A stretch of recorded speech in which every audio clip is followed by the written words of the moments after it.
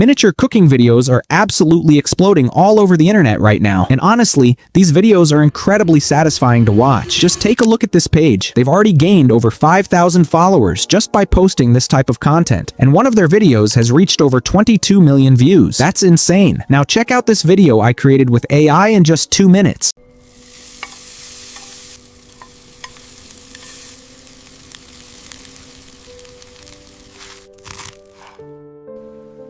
Alright, let's create one. First, copy the entire master prompt from the description below, then head over to the Flow website, switch to the video section, choose your preferred aspect ratio, and select OmniFlash as the model. Now set the duration to 10 seconds. Paste the master prompt right here. At the top, you'll see a section for the food name. You can type in any food you want. For this example, I'm going to use pizza. Now hit run. After a short wait, your video will be ready. And there we go. Our video has been generated. Now let's check out the final result.